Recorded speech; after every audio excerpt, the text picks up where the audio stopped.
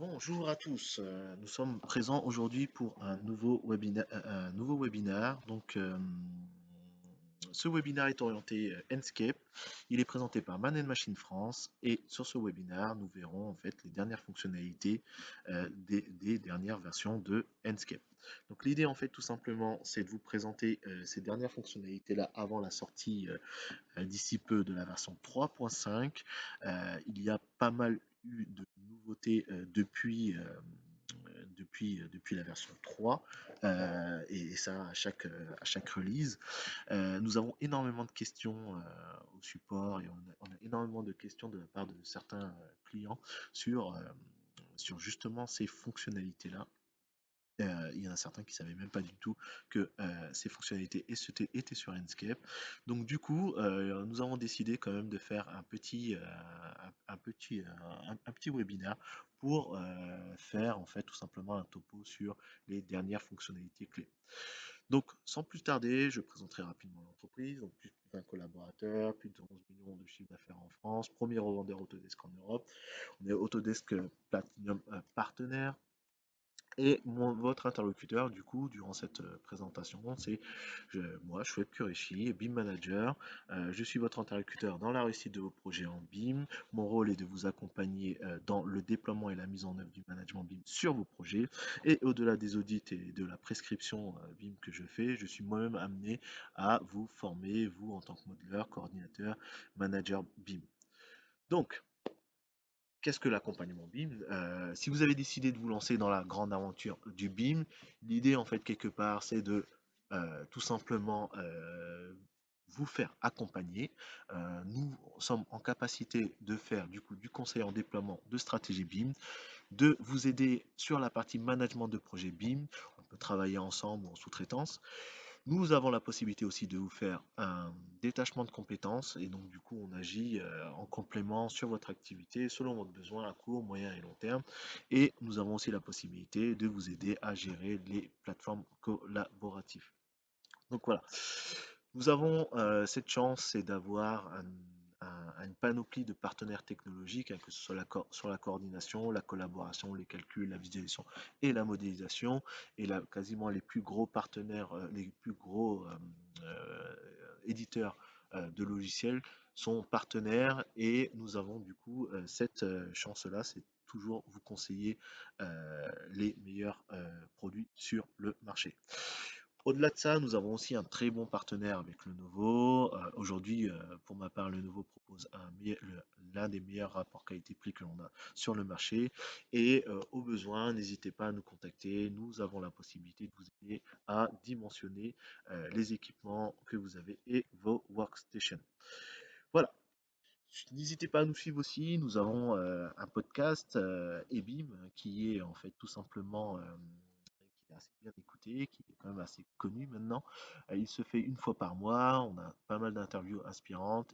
C'est disponible quasiment sur toutes les plateformes. Donc rapprochez-vous justement de, de, de vos comptes de vos comptes en fait sur les réseaux sociaux et suivez-nous, c'est quand même assez intéressant de suivre ces interviews.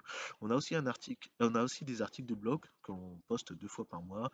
C'est disponible sur notre site internet et il nous arrive de partager énormément d'astuces, de trucs et d'astuces et aussi des petits tutos qui peuvent vous permettre de débloquer des situations qui peuvent être embarrassantes sur les projets. Donc on est présent sur les réseaux sociaux et d'ailleurs pour le webinaire Enscape, je me suis basé sur un article que j'avais posté euh, il y a quelques temps sur Enscape. Donc allez sur notre site, vous verrez en fait tout simplement les dernières nouveautés que l'on a en fait listées sur un article de blog. Donc pour ceux qui ne connaissent pas Enscape, l'idée, quand même, quelque part, c'est de vous le présenter. C'est un moteur de rendu qui est utilisé comme extension sur plusieurs logiciels de modélisation 3D, Revit, Archicad, SketchUp. Et il permet en fait tout simplement de projeter l'utilisateur et aussi sa clientèle dans des environnements assez réalistes. Il est principalement utilisé dans les domaine de l'architecture, de l'ingénierie et de la construction. Donc il s'est fait sa place en fait dans le monde de l'AEC. Dans ce webinaire, en fait, je vous ferai bien entendu une petite présentation de Enscape sans forcément rentrer trop loin dans les détails. Nous avons déjà fait plusieurs webinaires sur le sujet. On a Valentin, on a Stéphane qui ont fait des sujets, qui ont fait des démonstrations. Moi-même, fait des démonstrations quand même assez intéressantes et il y a certaines fonctionnalités qui n'évoluent pas, mais il y en a d'autres sur lesquelles en fait, et ça sera présenté du coup, il y a des fonctionnalités qui arrivent et qui permettent vraiment de vous positionner sur un autre niveau et vos rendus d'ailleurs. Donc il y aura une rapide présentation, on verra aussi une présentation d'Enscape pour les rendus avec les dernières fonctionnalités clés et on vous parlera aussi de la place d'Enscape dans les workflows BIM. Et, bien entendu, aujourd'hui, Enscape a sa place dans les workflows BIM. Donc du coup, sans trop tarder, présentation de Enscape. Aujourd'hui, c'est quand même un outil comme assez intéressant. Il est sorti il y a quelques années. Il a eu cette chance de se positionner et de se développer quasiment au moment où il fallait. C'est un prodige qui s'est hissé quand même parmi les places, et qui s'est fait une place en fait parmi les teneurs du marché, et ça en un temps record. C'est assez admirable parce qu'aujourd'hui, c'est un des moteurs de rendu les plus utilisés du marché.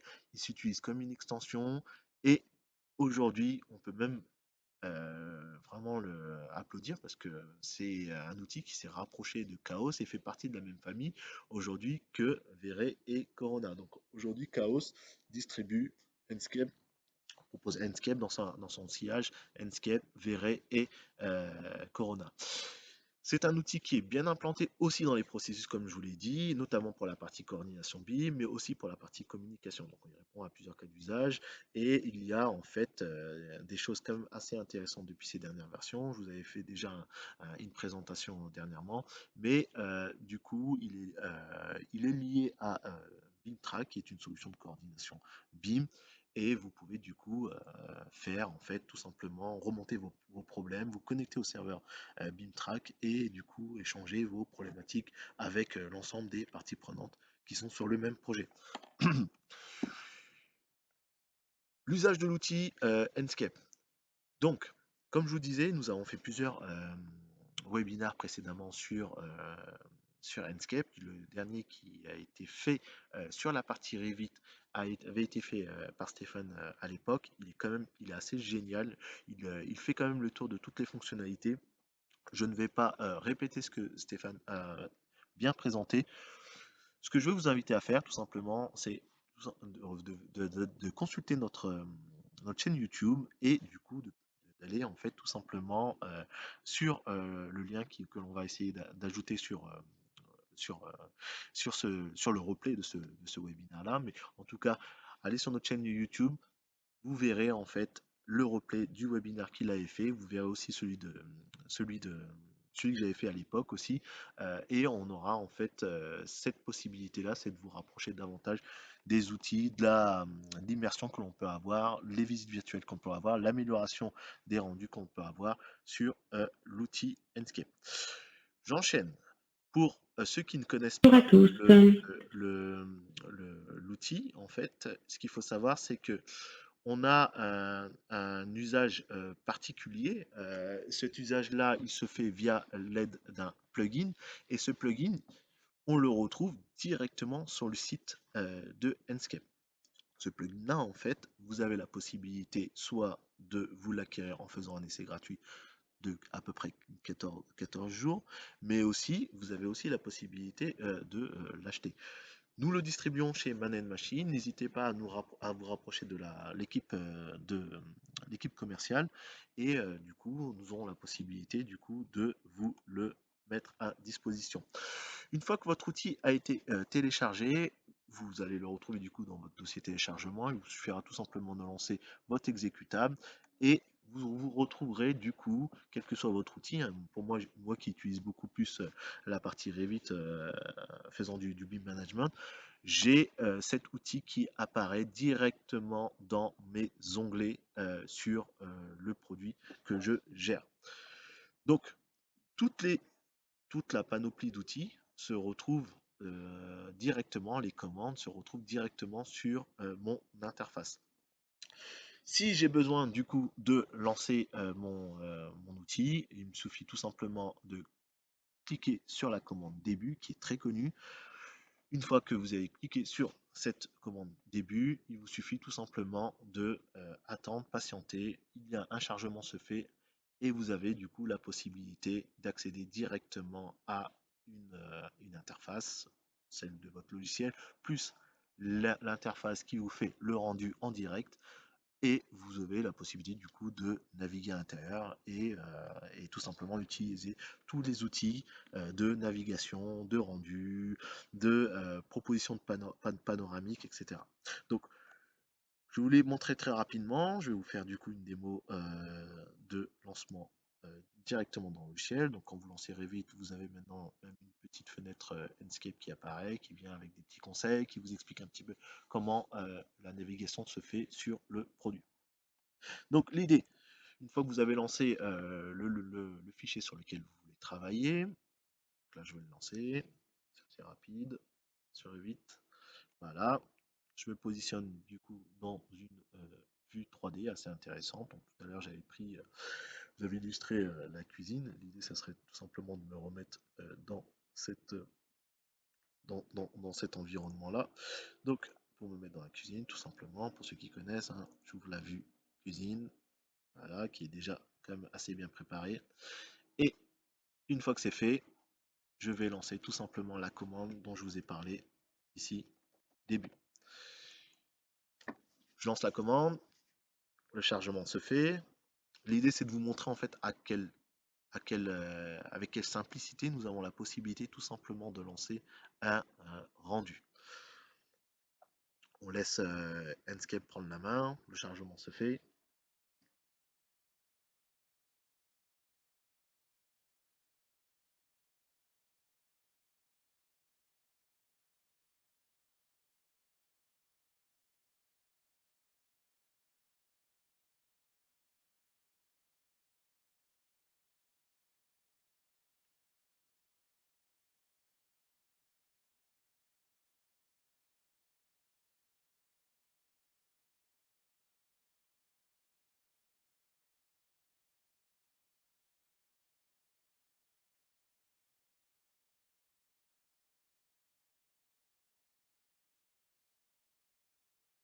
Ok, le rendu est lancé. Donc du coup, il me reste plus tout simplement à vous montrer très rapidement comment on se balade. Donc on utilise en fait quasiment les mêmes touches que l'on utilise quand on joue à jeux vidéo. D'ailleurs, le moteur de rendu est le moteur d'un rendu de jeu vidéo. Vous pouvez utiliser les flèches, avancer, reculer, monter, descendre, sans problème. Je vais du coup avancer un petit peu plus dans la partie tout simplement visite hein, virtuelle en fait. Hein, on peut pas trop m'attarder sur les fonctionnalités que l'on a sur les autres webinaires. L'idée en fait tout simplement c'est de vous montrer que l'on peut à n'importe quel moment venir tout simplement lancer en fait tout simplement une question qui est en fait tout simplement un problème ou un point de vigilance que l'on va avoir.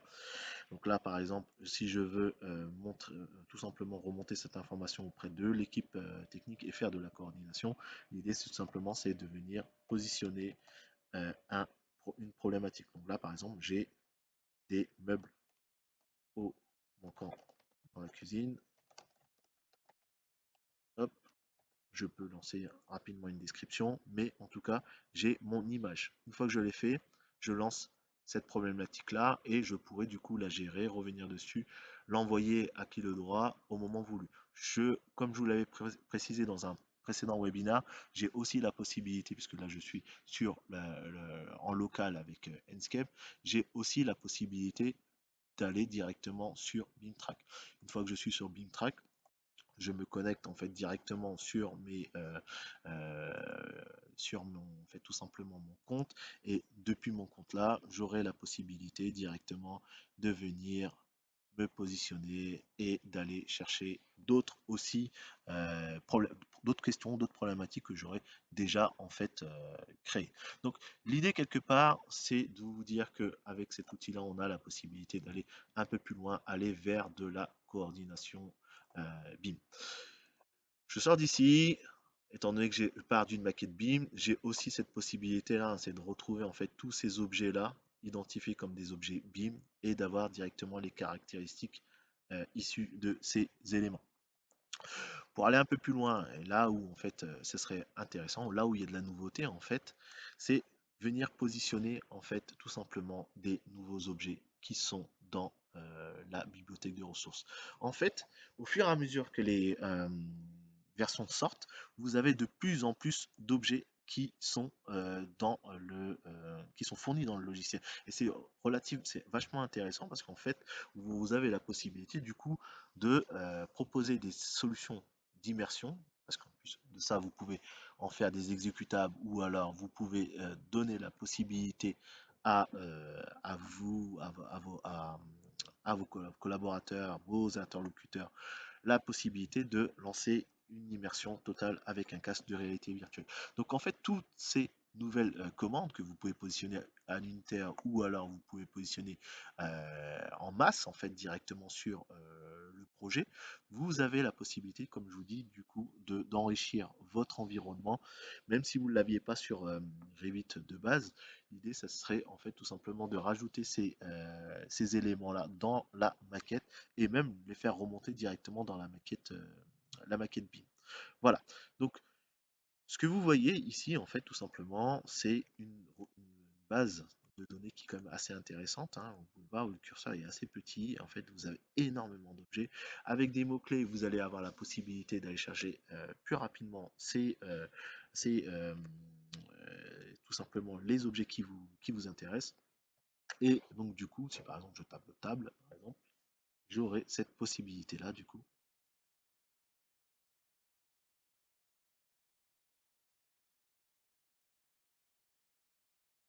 Ouais, voilà. Donc, table, j'aurai du coup en fait un ensemble d'éléments que je vais positionner sur les tables dans un bureau en fait et du coup bénéficier en fait tout simplement de l'objet que j'ai besoin pour le rendu que je souhaite obtenir. Donc voilà, c'est une des grosses nouveautés de Enscape, c'est du coup la possibilité en fait tout simplement d'ajouter en fait énormément d'informations au niveau des bibliothèques. Donc voilà, tout simplement continuer d'ici là la présentation. Donc, comme je vous l'ai dit, hein, on a la possibilité de positionner des objets et une fois que ces objets ont été positionnés un peu partout dans notre environnement, hein, même les personnages, on peut faire remonter ces informations directement dans la maquette BIM. Donc, cet outil, en fait, s'utilise suivant un workflow assez spécifique et sur chaque étape de ce workflow-là, vous avez la possibilité, du coup, d'améliorer, en fait, vos rendus. Donc, ce que je vous propose, en fait, quelque part, c'est de regarder un petit peu avec moi ce petit workflow. Comme vous le savez, hein, quel que soit le logiciel avec lequel vous allez travailler, vous allez faire de la modélisation, voire de la configuration des matériaux de base. Une fois que vous aurez fait votre configuration, vous allez du coup faire comme moi, lancer du coup cette liaison Enscape. Moi je l'ai fait depuis Revit. Vous pouvez le faire du coup sur les autres outils. Et une fois que vous êtes sur ces outils-là, c'est là que ça commence à devenir intéressant parce que vous pouvez en fait, une fois que vous êtes dans l'immersion, dans le rendu, rendre cela beaucoup plus réaliste, un peu comme nous vous l'avons présenté précédemment dans les précédents webinaires. À la fin, une fois que vous avez obtenu du coup le rendu que vous souhaitez, l'idée en fait quelque part c'est de bénéficier de plusieurs types d'export de données, que ce soit en images, en vidéo, en scénario, etc. Je vais quand même rajouter de l'information parce que quelque part en fait l'idée c'est de savoir comment en fait comment on peut améliorer en fait tout simplement notre process pour gagner du temps. Moi, ce que je vous propose en fait comme truc et astuce, et d'ailleurs là et aussi il y a des nouveautés en fait qui ont été faites récemment. L'idée en fait quelque part, c'est avant de renvoyer avant de lancer la liaison Enscape, hein, juste en fin de configuration et de modélisation, c'est d'aller directement dans les paramètres généraux et aller directement dans l'onglet Revit, qui est l'outil sur lequel je modélise, pour pouvoir en fait tout simplement sélectionner les matériaux, sélectionner l'apparence des matériaux. Le fait de s'assurer qu'on part sur les apparences vous permettra du coup directement de partir avec des matériaux qui sont assez bien, assez mieux, enfin mieux fournis que ceux qui sont en fait directement sur la partie graphique. Parce que sur la partie graphique, les couleurs sont quand même assez pauvres en termes de rendu et en fait tout simplement de réalisme.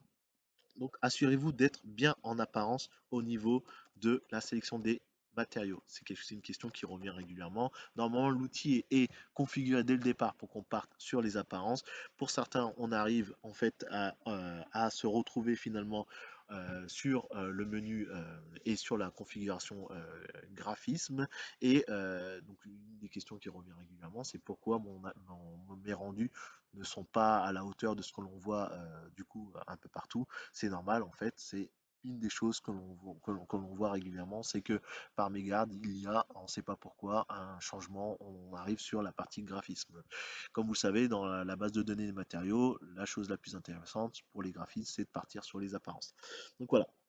Aussi, hein, sur l'onglet rendu, l'idée c'est aussi de partir sur le fait que l'on va utiliser le maximum de ressources sur la carte graphique. J'espère que j'espère que vous allez utiliser des cartes graphiques assez puissantes, assez performantes pour pouvoir bénéficier au maximum des rendus réalistes. Mais une des nouveautés que l'on a, hein, on en reparlera un peu plus tard en fin de webinaire, c'est la partie NVIDIA DLSS. Donc cette partie-là, on verra à quel point elle est intéressante, surtout qu'en fait, on a de l'intelligence artificielle cachée derrière. Bref, cochez ces cases-là avant de pouvoir lancer, et si vous avez le matériel nécessaire, avant de lancer du coup votre liaison Enscape produit. Une fois que vous avez fait votre liaison, l'idée, quelque part, ça serait du coup de bénéficier de la bibliothèque de matériaux Enscape. Quelque chose qu'on n'avait pas avant, mais qu'on a maintenant. On a la possibilité en fait directement on a une bibliothèque de matériaux et elle s'enrichit de plus en plus avec les versions qui sont là et celles qui vont arriver. Ça va être assez fantastique. Vous allez pouvoir directement choisir les matériaux qu'il vous faut et une des nouveautés, c'est de bénéficier d'une fenêtre un peu plus sympathique d'Enscape et qui va prendre le contrôle sur les matériaux que vous avez dans Revit. Alors, c'est intéressant parce que utiliser la fenêtre matériaux de Revit est un peu chronophage. Là, en fait, Enscape a fait quand même assez fort. On a une fenêtre qui est quand même assez sympathique sur laquelle on va avoir nos curseurs et nos différentes fonctionnalités, nos différentes possibilités directement à portée de main de l'utilisateur. Et cela va nous permettre du coup d'aller faire du coup des rendus beaucoup plus intéressants. Et ce qui est intéressant, c'est que du coup, elle prend la main directement sur votre fenêtre de matériaux et à partir de là, vous allez pouvoir créer des rendus comme assez époustouflants. Donc voilà comment créer du coup, voilà comment euh, travailler avec ces nouvelles fonctionnalités pour pouvoir en fait derrière vous assurer de ne pas avoir à revenir systématiquement sur cette fenêtre matériaux, de la modifier, de faire vérifier d'abord le rendu sur le matériau avant de pouvoir faire la liaison directement. Ok, aussi autre chose. On a aussi beaucoup de demandes hein, sur comment en fait on pourrait améliorer les rendus, quels sont les conseils à donner, comment créer en fait davantage de cinématiques intéressantes. Donc là-dessus, il n'y a pas énormément de secrets, hein. La plupart du temps, les utilisateurs arrivent très bien à se débrouiller puisque l'outil est très facile d'utilisation. Une petite formation d'une journée suffirait en fait tout simplement à prendre en main les diverses fonctionnalités. Mais quelque part, en fait, là où on a en fait tout simplement comment je dirais ça? Là où en fait finalement on pourra améliorer les choses, un côté utilisateur, c'est tout simplement là où il faudrait en fait tout simplement bénéficier d'images HDRI directement dans vos bibliothèques personnelles, de profils IES que vous aurez en fait, qui vous permettraient du coup d'améliorer les lumières et les rendus de lumière en situation nocturne ou en situation de jour en fait finalement et aussi là où en fait vous aurez la possibilité d'aller directement travailler sur des matériaux qui vous seraient propres, hein, des matériaux sur lesquels vous auriez un peu plus des choix un peu personnalisés. Et donc, du coup, là où vous aurez la possibilité de- d'agrandir en fait vos propres bibliothèques, de bénéficier du coup d'informations qui vous sont propres et non qui sont fournies forcément avec le logiciel. Moi, je m'inquiète pas forcément. Donc, quelque part, on a énormément de sites qui sont proposés, hein. Vous avez, vous verrez en fait, vous avez juste à taper ces mots-clés, hein. On va vous transmettre de toute façon vous l'aurez en replay sur YouTube. Donc on va vous transmettre toutes ces informations-là et vous aurez la possibilité du coup d'aller chercher des matériaux, des profils, des skybox. Il y a même des outils en fait qui vous permettent de créer à partir d'une image, de créer les normales, et de créer vraiment de ventiler en fait finalement les différents besoins que vous avez en termes d'image et de les intégrer directement derrière dans les rendus euh, réalistes. Donc voilà. Je continue sur cette partie-là, amélioration de rendu. Donc, du coup, en fait, pour ceux qui sont intéressés à faire des rendus beaucoup plus réalistes, l'idée en fait quelque part, hein, pour pouvoir en fait faire un summum de tous de tout ça, si vous voulez faire des rendus beaucoup plus réalistes avant de faire des exports de données, l'idée c'est de travailler d'abord avec des matériaux PBR. Ensuite, si vous êtes amené à travailler avec des sets d'éclairage ou tout simplement des jeux de lumière, à bénéficier, choisir les bons profils IES que vous avez du coup avec les sites que l'on vous partage. Configurez vous-même les objets. Pour certains outils comme Autodesk, comme SketchUp, vous avez la possibilité de travailler sur l'auto-illumination. Vous l'avez aussi cette possibilité sur Revit. Donc n'hésitez pas à jouer là-dessus. Essayez de positionner des images HDRI qui vont permettre aussi de bénéficier de teintes assez intéressantes pour vos rendus. Et aussi, hein, cerise sur le gâteau, quelque chose qui est très très apprécié pour les personnes qui bénéficient en fait d'immersion ou alors tout simplement de rendu réaliste, c'est de bénéficier de textures aussi d'imperfection en bumping par exemple, et qui vous permettra en fait tout simplement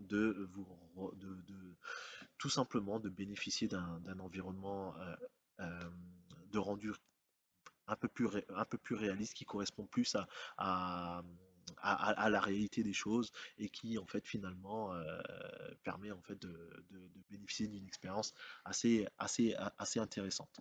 Donc voilà.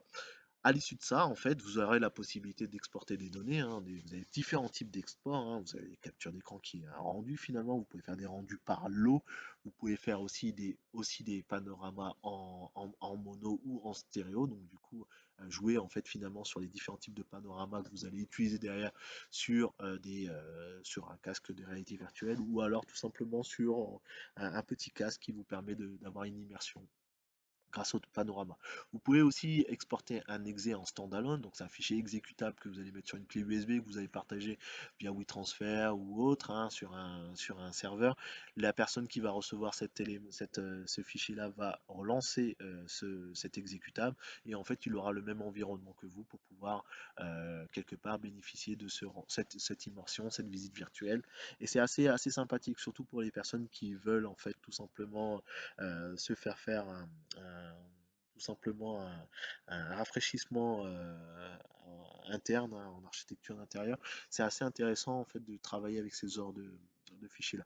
Vous avez aussi la version web, hein. Vous envoyez un lien et la personne va ouvrir le rendu réaliste directement sur le site web.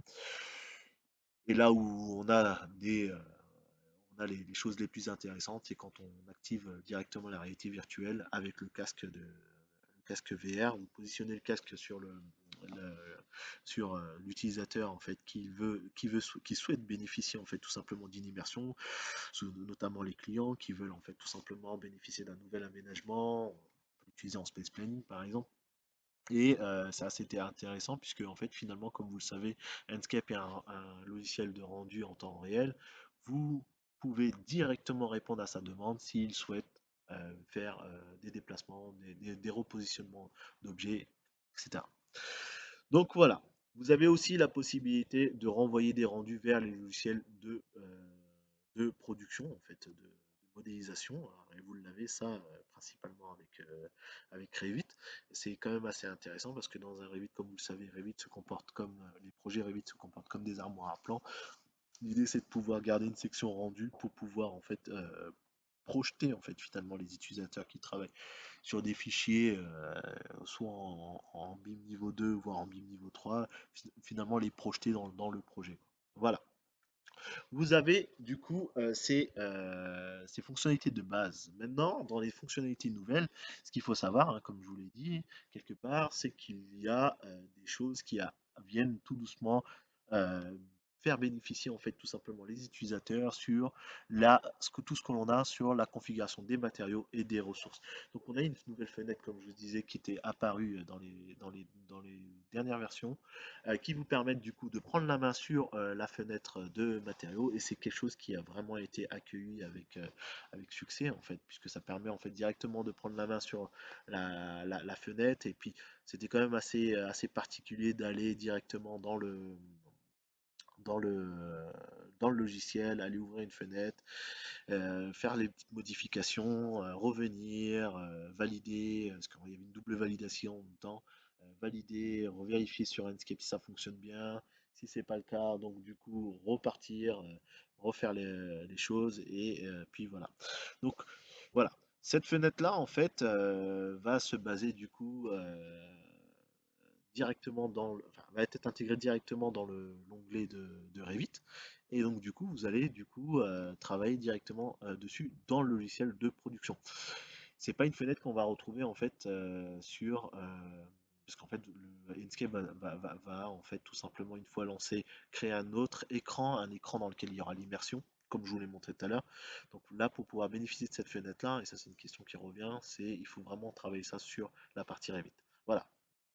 Donc pour la partie Enscape, sur du coup la suite en fait, hein, ce qu'il faut savoir c'est que dans les nouvelles fonctionnalités et celles que vous avez là maintenant, vous avez de plus en plus de matériaux qui sont en fait mis à disposition.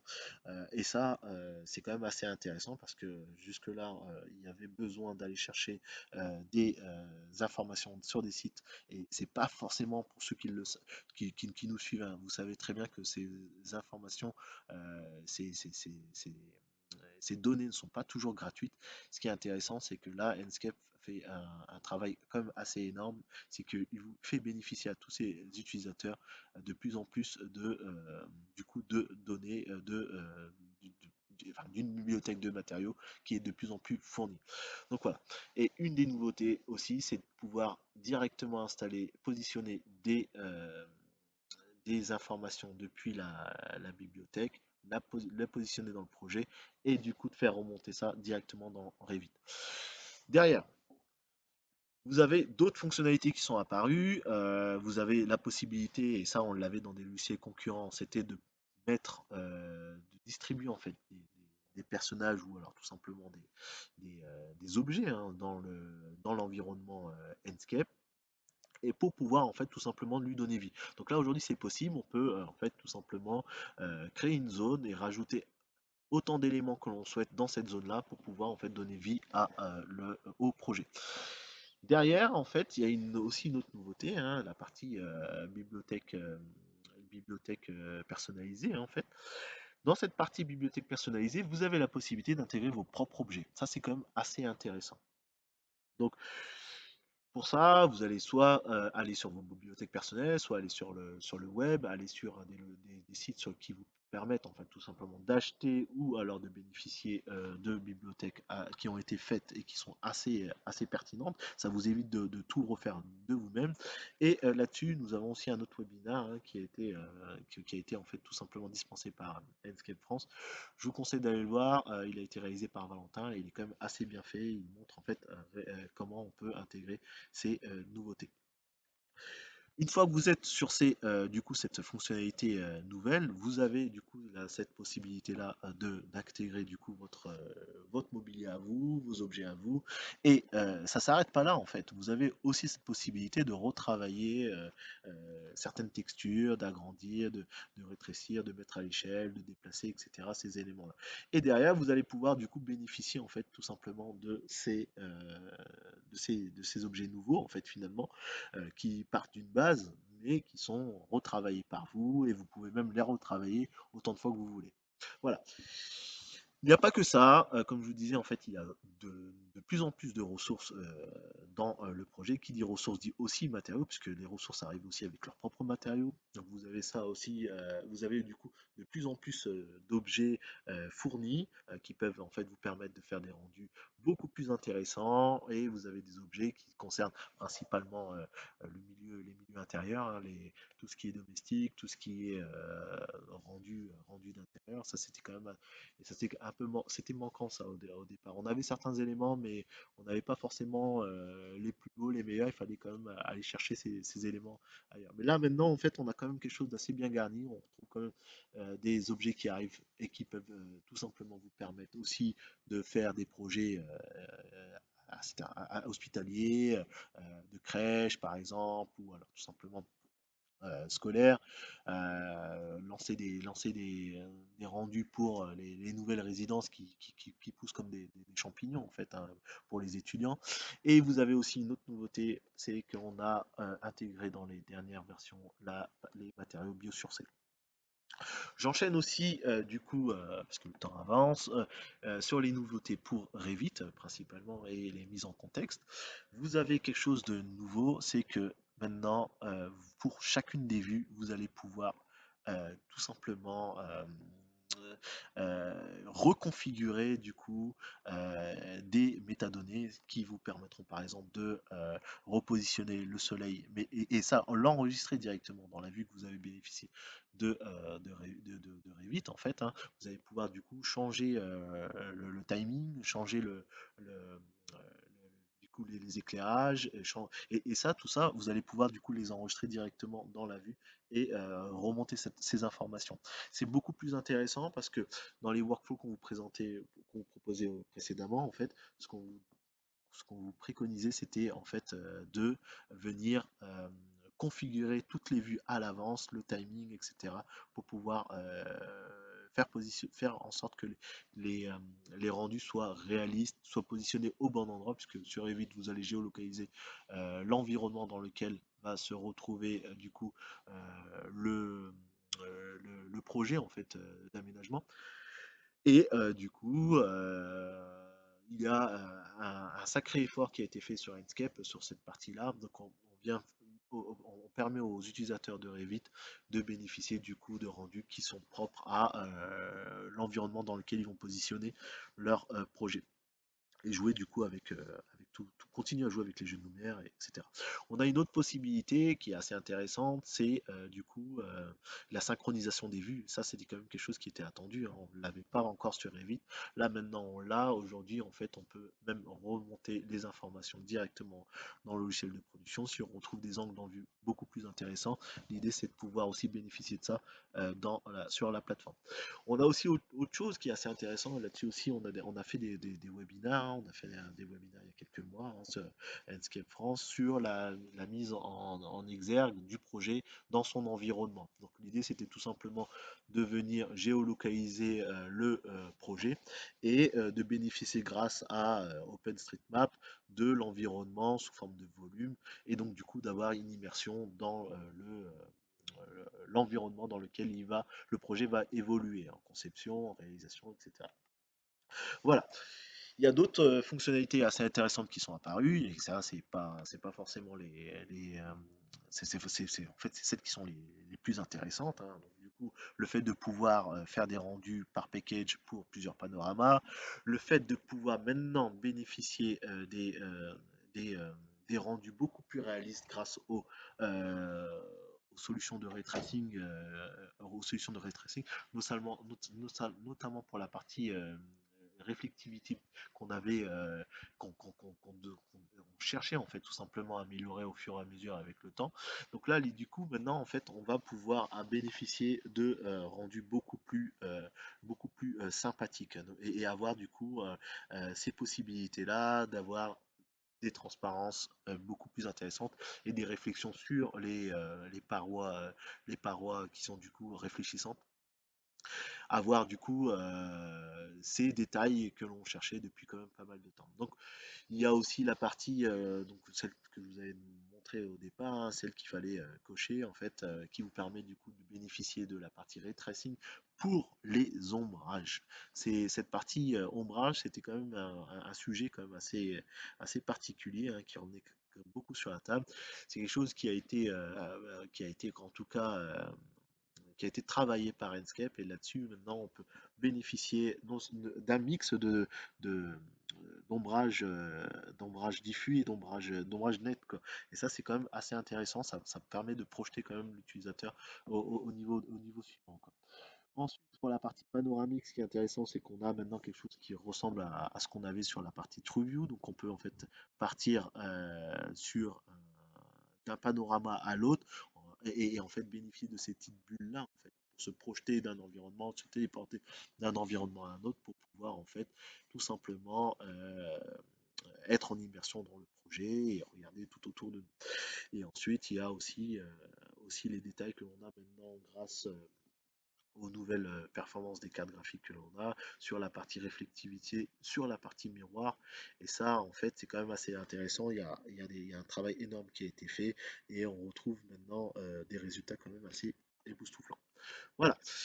Je finis avec du coup la partie, comme je vous l'ai promis, hein, c'est la partie DLSS hein, pour le Deep Learning Super Sampling. Hein, c'est la prise en charge que l'on a de la technologie NVIDIA.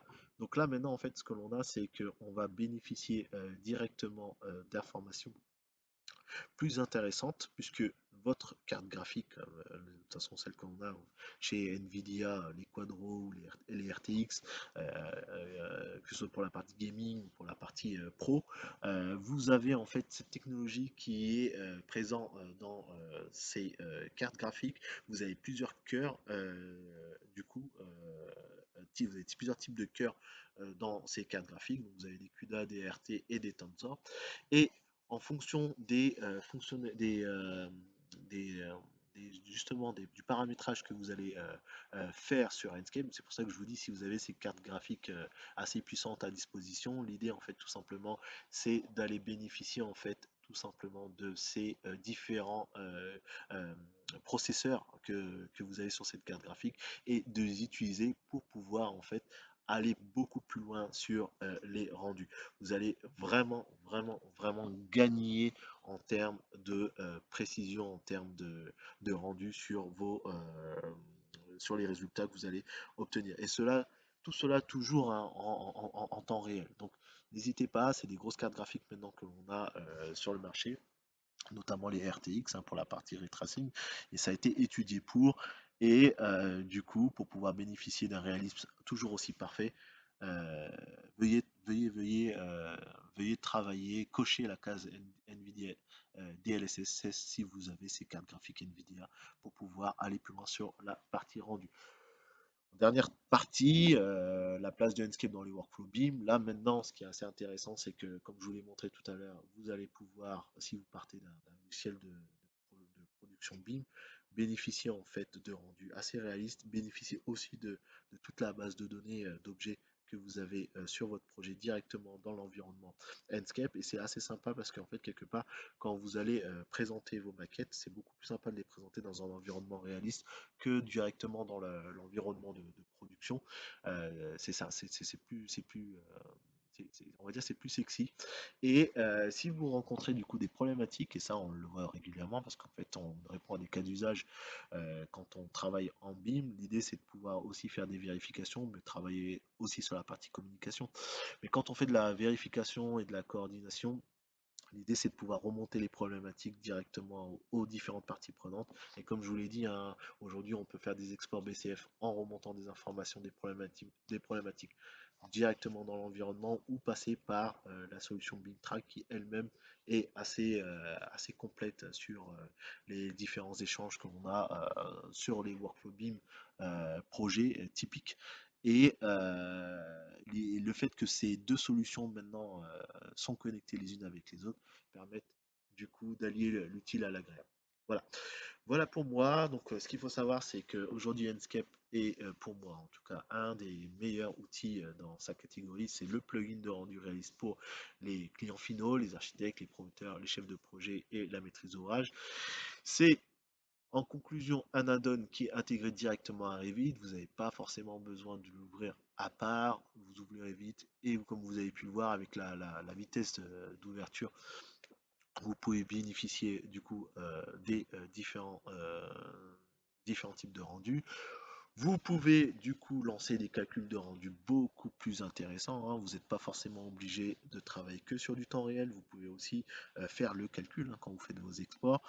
Et au vu des dernières technologies qui ont été intégrées dans Enscape et aussi au vu des dernières technologies qu'on a sur les matériels informatiques, donc le software et le hardware aujourd'hui travaillent très très bien ensemble pour pouvoir vous laisser la possibilité de vous faire bénéficier de rendus toujours beaucoup plus époustouflants. Et ce qu'il faut savoir aussi, c'est que ça, c'est quand même assez unique, hein. On ne l'a pas forcément trop chez la concurrence. C'est la place de Enscape dans les workflows BIM. C'est toujours intéressant de travailler avec un outil comme celui-ci. Voilà pour moi.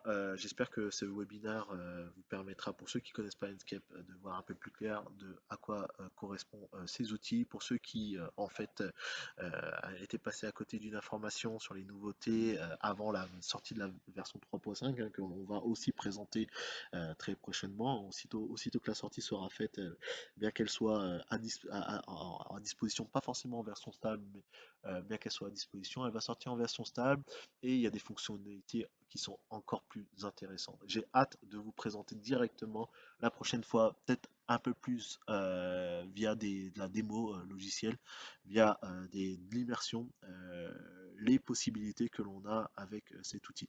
J'ai moi-même fait un test la dernière fois.